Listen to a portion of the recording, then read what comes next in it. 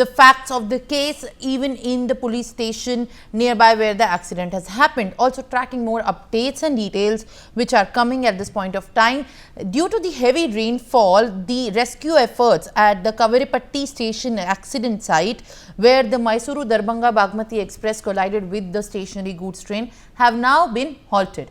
The accident caused the derailment of at least 12 to 13 coaches, and the visuals were quite worrying as we saw them breaking out this morning on the express train, and now at least 19 passengers were injured. According to railway officials, it will take approximately 16 hours for the restoration of the railway tracks. The rescue operations was on full swing, but sudden rainfall affected the restoration work.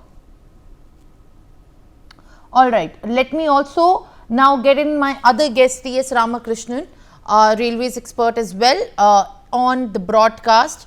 Sir, we have recently just added the details of how this is the restoration work is underway. The NIA has also been roped in, but at the very same time, isn't it a lot more disadvantageous for all the passengers who get on board these trains and facilities by the government, because each time an accident of this nature happens, it causes the derailment at the loop lines, which in fact also leads to the diversion of many routes.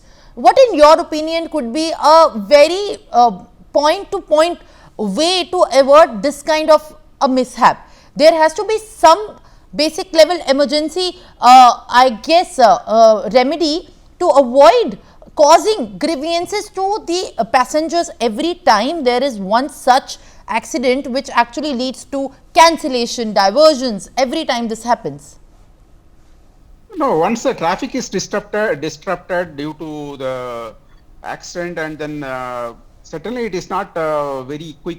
I mean, it is not very easy for railways to bring back it to normalcy in a shorter time. They are doing it very fast actually. Indian Railway has been very fast in rescue and recovery operations compared to any other railway in the world.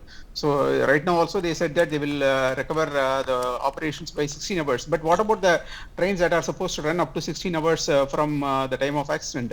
So certainly that requires diversion, that requires a few cancellations wherever it is not possible to, do it.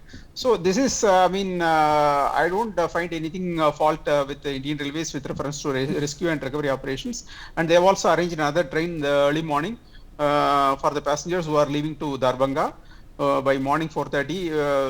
And during the time between 8:30, the accident has happened, and morning 4:30, where the passengers are allowed to board another train that leads to Darbhanga.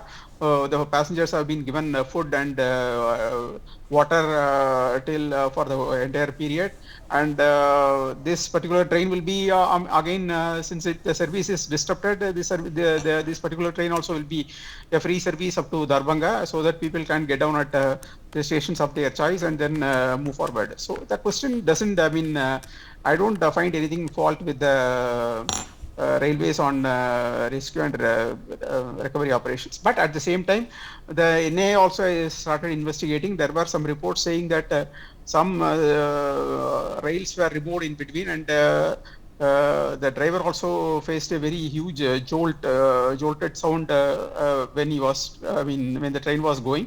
So normally drivers are supposed to report these kind of unforeseen or unheard sounds or disturbances for the train, and based on that only the permanent railway staff will check the railway tracks and then allow the next train. So this is what has been happening, and the railway, the NA also has to investigate whether there is any cut in the rails, because that also could have resulted in some other, we have to, investigate thoroughly. It may be due to the signal, the point machine mistakenly given to the loop line, or it may be due to the rail cut that has happened, on the line. We don't know what could be the reason. Anyhow, the NA and the Railway Safety Commissioner will be able to come out with a solution will be able to come out with the reason for this accident.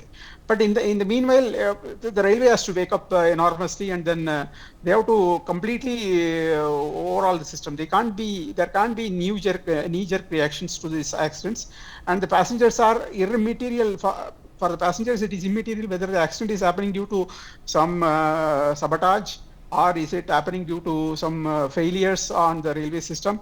It doesn't matter anything for them.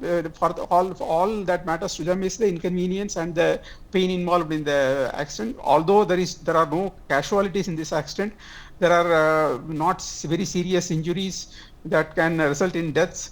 There are some minor injuries for around 20 people and 19 people, and they are getting admitted in hospital. And other passengers also have all their travel plans have been now actually delayed by a day or two. So the railway has to really look at this holistically, not just for one section or one portion or one zonal railway where it happens. They have to look at it holistically, and they must come out with the technological solutions. There is no point in finding fault with either sabotage people or with any other reasons. They must develop a comprehensive fail-proof system for railway safety. It should be done at a very large level, and it should be done very comprehensively, and then only they can see some changes, and the implementation also will take a couple of years. It can't be implemented even if the plan is ready. It will take another 3-4 years. And they have to allocate huge resources for this, and then huge manpower also for this particular purpose. And this is how actually they need to do it. Let us see how railway is responding. For more such videos, subscribe to the NewsX YouTube channel, hit the bell icon.